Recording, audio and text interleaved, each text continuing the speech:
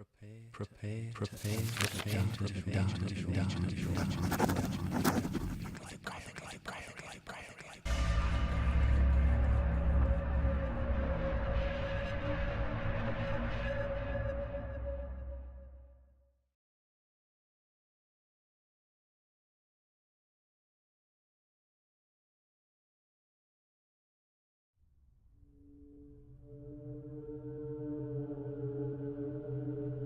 A hand gripped her tightly around the throat, choking her. She grabbed it with both hands, trying to fight it. Its power was immense. She could not get free of it. A neighbor found the girl. She was dead. Quite dead, said the doctor, taking a drink from his hip flask.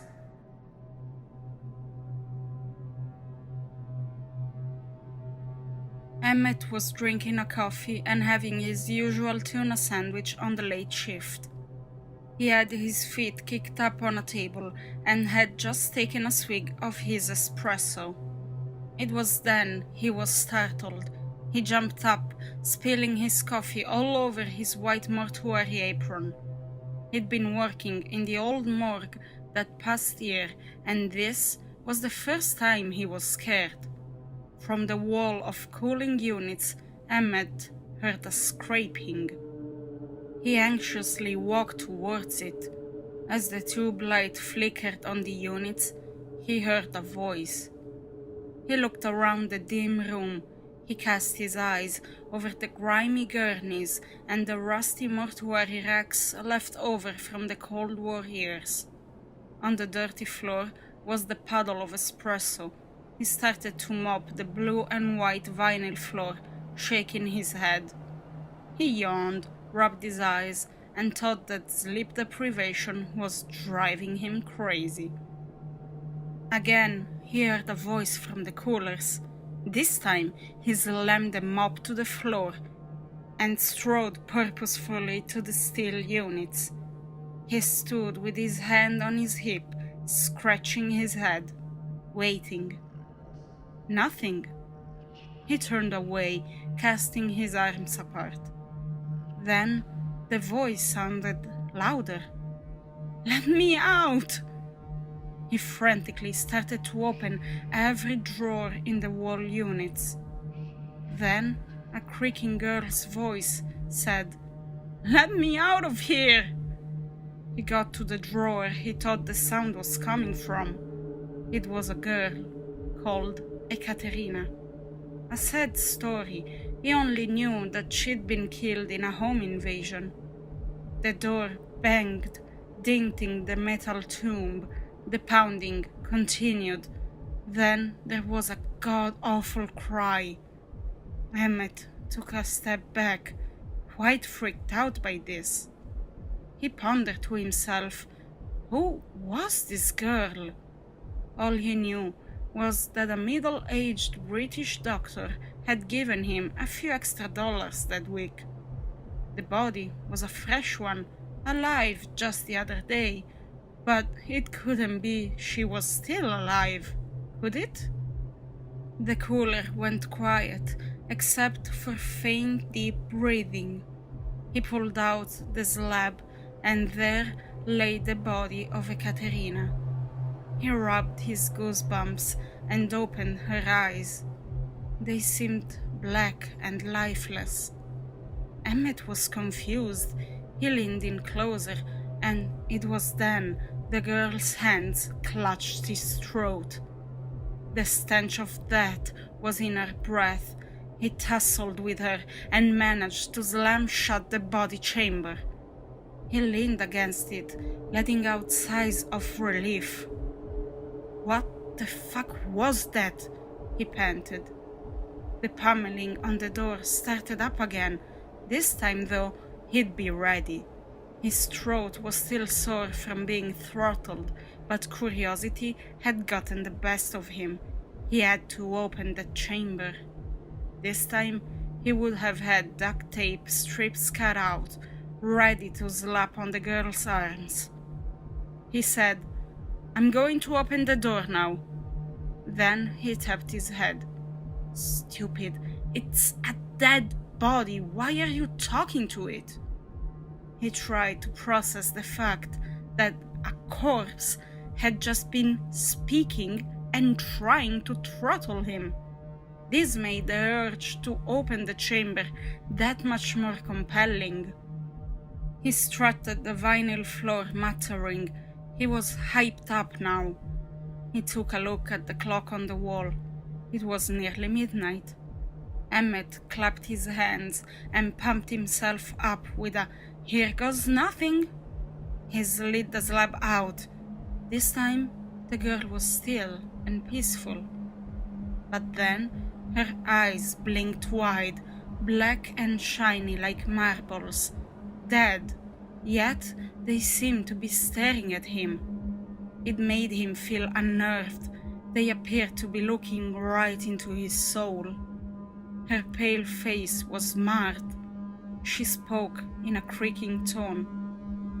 "Where am I?" Emmett stood silently. He could not wrap his mind around the fact that he was in a morgue talking to a body. After a moment, he answered, "How can I put this? You're in a morgue. You mean where dead people go?" Yeah, where dead people go." Her eyes transfixed him. They were like glass. Emmett carefully said, "I'm going to get you out, and we can sit and talk." The girl spoke in a gravelly tone. "You mean like real living people?" Then, suddenly, she hissed and giggled maniacally. As she cackled, he saw that beyond her yellow teeth, her tongue was purple. What was she? He still couldn't decide. Her frosted eyes gazed back at him. He shook her by the shoulders. "Who are you? What are you?" She simply said, "My name is Ekaterina. As for what I am, well, that's another question." After a pause, she added, "Do you believe the dead can talk?" "No, I don't." The girl smiled and sat before him in the mortuary gown. "Yet here I sit." She beckoned him in. "You must be confused." Emmett banged the steel racks. "Goddamn right I am!" "May I call you Emmett?" She reached out, touching his cheek. "I want to tell your story," she said, "but I think I may be mad." "We will talk and I'll listen to your story," Emmett agreed. "Oh, good. I do like telling stories." He took the girl by her slender waist and lifted her off the slab. Her bare feet slapped on the floor. The girl asked, "Do you like me?" She bit her bottom lip and traced her hands down her white gown. She shook her hair, greasy and unkempt. "I do not know you, so as yet I can't tell if I like you." Emmett gestured towards an old wooden chair. She screwed her face at him, but he ushered her towards it insistently. It was when he turned his back that she jumped on him like a banshee. They crashed around the room, tumbling over the old gurneys, knocking the steel racks down. As they fell onto the jars full of hearts and kidneys, the glass containers smashed everywhere. Emmett backed into the cooler units and slammed her against it, but she kept clawing at his face. He tossed her onto the wooden table and tried to pin her down. The girl had evil in her eyes.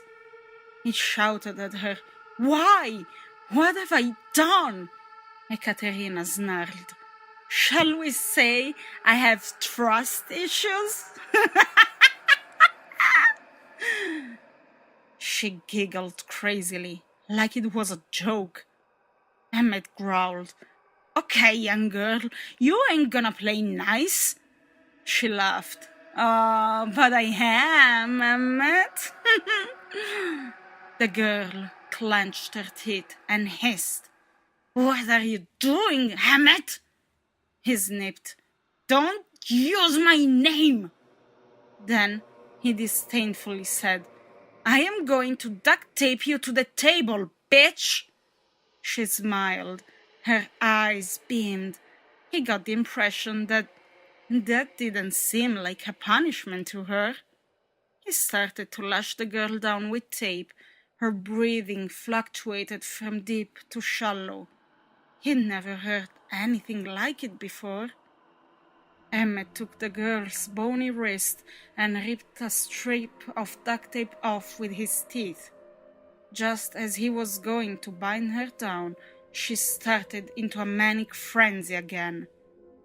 The girl seemed to have two personalities, like she was possessed. A struggle broke out. She fought like a wildcat. His lithe hands clasped her skinny throat. Like a vicious feline, she clawed at his face. Stop this madness right now, he shouted. The girl screamed. Her flailing fingernails slapped and snagged on the man's flesh. Emmett cupped Katerina's chin between his fingers before slapping her, trying to snap her out of her delirium. The girl's head slammed against the old wooden table with a thud, and she lay still, seemingly lifeless. In the kitchen, a flickering old tube light spat at dripping water from the rusty piping. Emmett ran his fingers through his hair, exhausted, and went to get a stiff drink from the doctor's stash. The man ambled into the kitchen, shaking his head. He went to the sink and turned on the hot water and filled the bowl. The water was cloudy. The pipes rumbled as the old heating system clanged into life. He went to the bed in the back. He knew the doctor had a stash there. Emmett pulled out a drawer that was hidden under the bed. He smiled and said, That doc is a real character. He got out a bottle of Jack Daniels and went back to the steel basin, swished his face with hot water, and sprinkled some whiskey in his palms. The man cleaned his cuts and took a swig of the whiskey, then laid on the bed. Before too long, Emmett had dozed off. He was awoken by the clattering and chantering from the other room. Ekaterina must have awoken and was trying to break free. This unnerved him. It seemed he would get no sleep on that late shift. Down in the basement, it was stifling. He wiped the dewy beads off his forehead and reluctantly went to see what all the commotion was about. The girl was still, her eyes shut. He watched her breasts gently rise and fall. She seemed at peace. It was as he got closer he saw a dark shadow around her head, or, well, that was the way it appeared. As he drew closer, though, he realized it was something entirely different.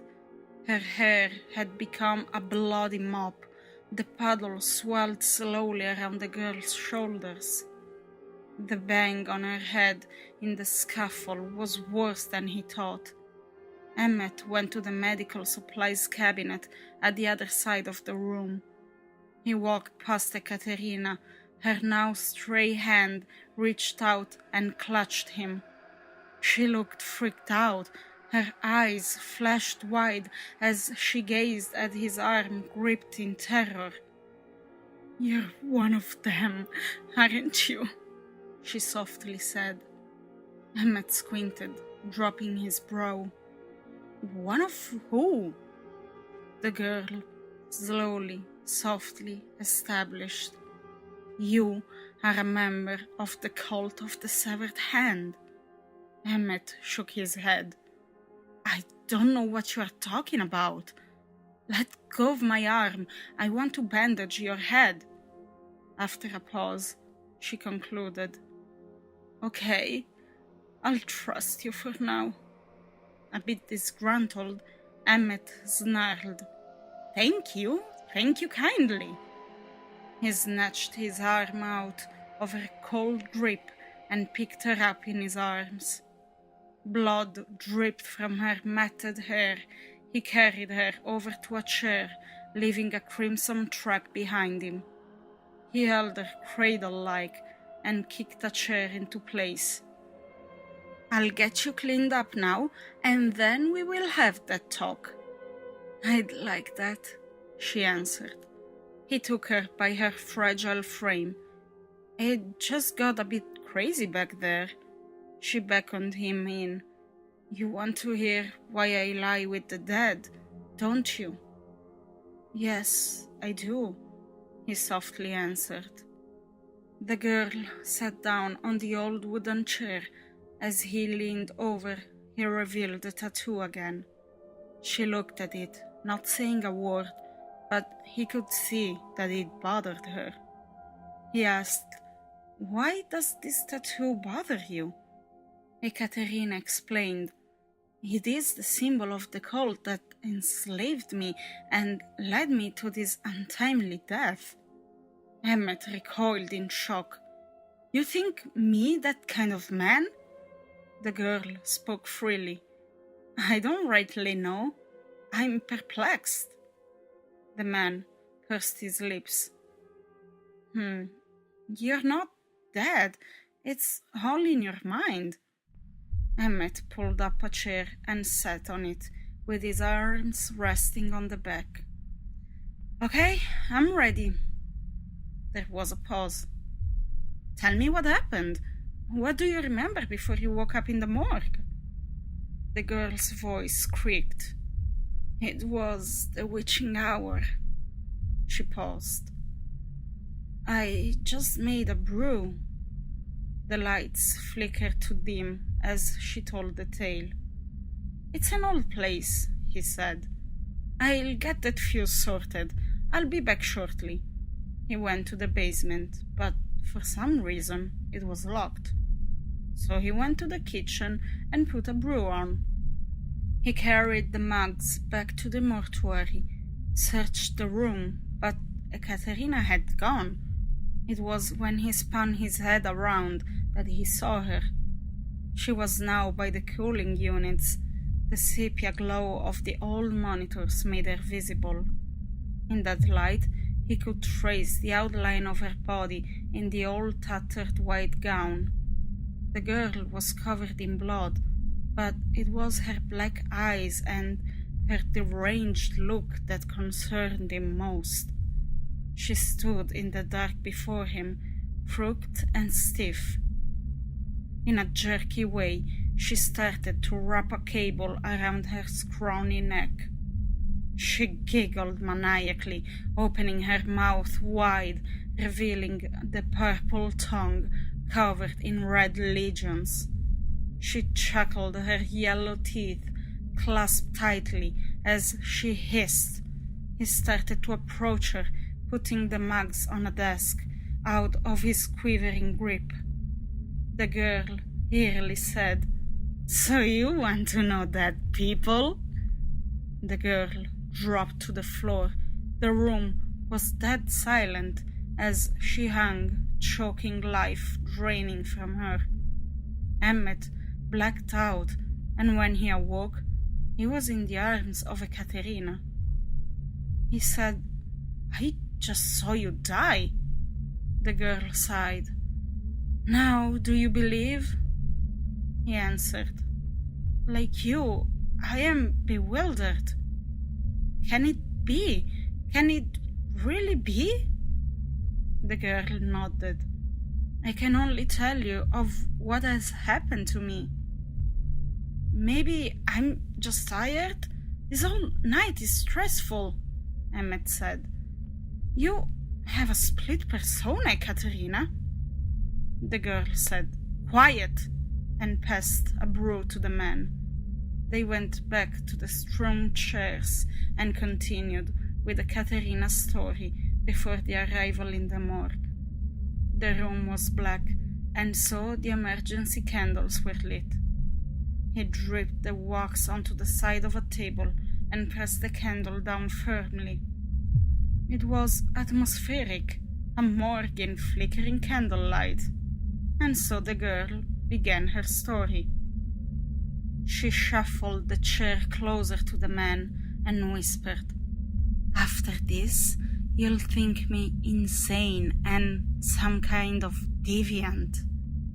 The girl sipped at her hot brew, taking a deep breath, mulling over where she would begin.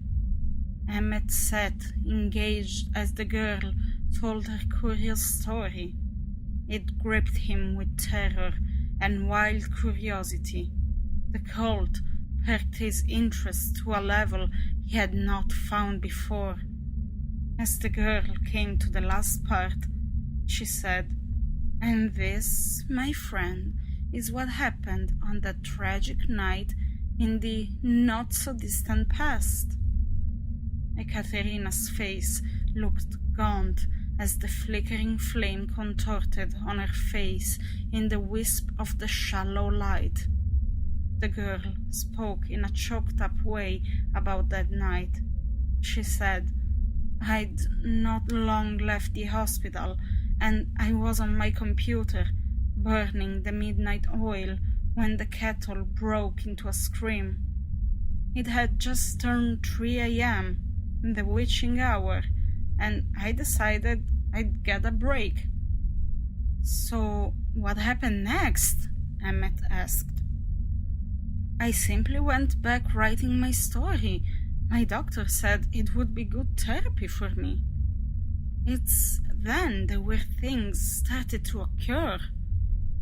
Emmett said, "Okay, you got my attention." It's then the door creaked open. "Did that freak you out?" "No, I paid it no mind, Emmett." She took a deep breath. "But when the door started to creak open some more, it made me sit up, I'll tell you." Emmett interrupted again. "What did you do?" The girl was getting frustrated at the interruptions, but proceeded with her story. "Terror's grip came over me as crazy thoughts ran through my mind. I nervously danced my fingers on the keyboard." The girl told Emmett what happened next, with her hands over her face. "The door edged open some more, but now I heard ruffling on the carpet." "What was it?" "It sounded like a creature." Ekaterina told of how a scuffling noise crept closer to her bust. She was paralyzed with fear. "Emmett," she said, "what happened next will make your skin crawl." The girl looked desolate as she relived the horrors of that night. She uttered the words, "Remember I told you the enchantress's parting words to me?" Emmett said, "Yes, I recollect." The words still echo in my mind. The scratching noise drew nearer. The girl clutched at her hair, shaking her head, and whispered, "It was as if it was creeping up the chair." Emmett said, "The creature was..." She sighed. "I was scared stiff." There was a pause. "It was no creature, Emmett." The man looked quizzically. Ekaterina said, "The next thing I recall was something tickling my neck."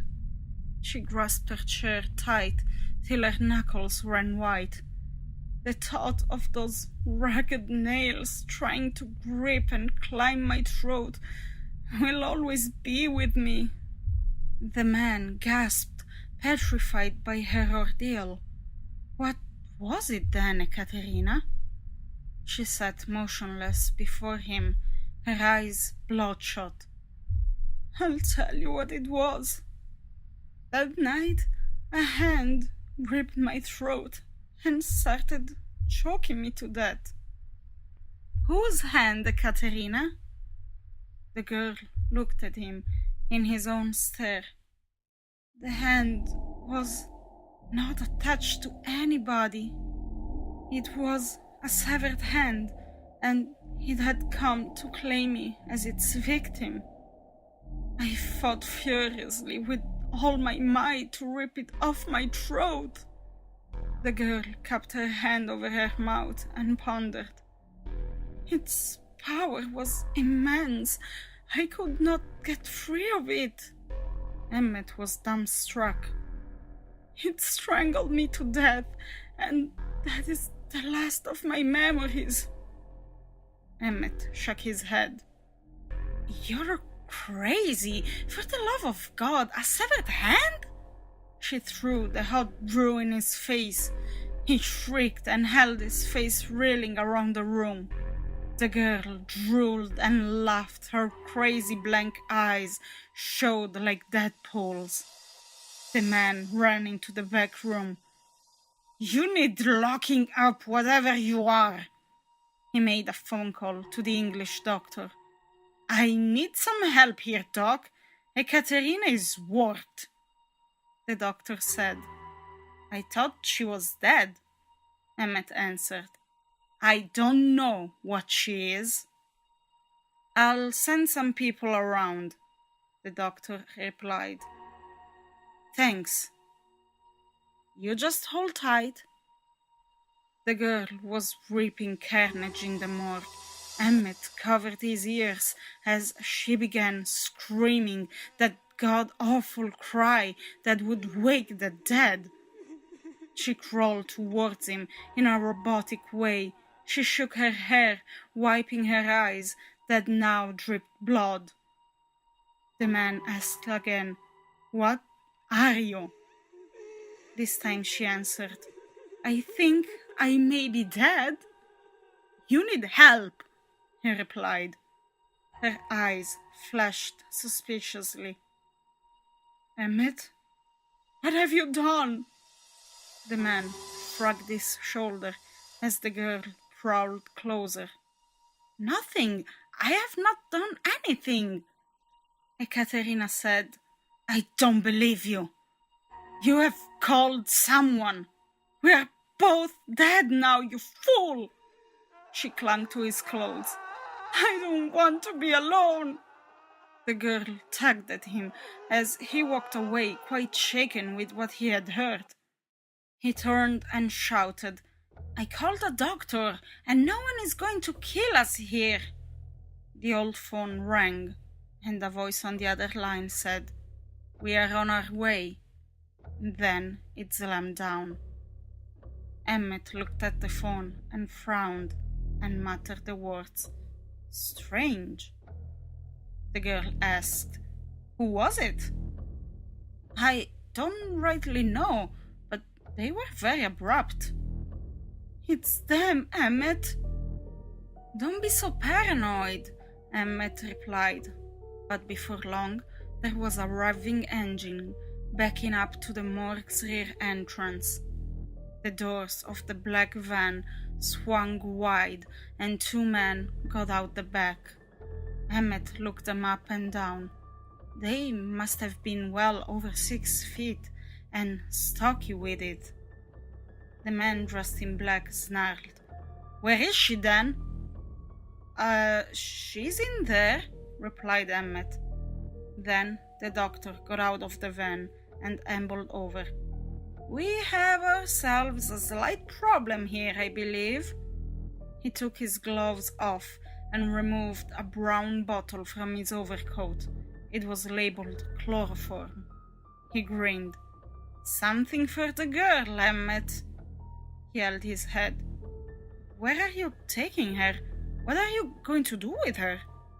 The man brushed him aside and captured the girl, using chloroform to subdue her. They bound the girl and threw her in the back of the van with a dull thud. Then one man reached into his pocket and pulled out a pistol and pressed it tight against Emmet's forehead. With a silent pff, the man fell to the floor. A pool of blood slowly lined his torso. The grisly-faced doctor said, "Shame, I so did like Emmet. He was a good friend." The van started. Ekaterina's next destination was unsure, but it had to be one of dread.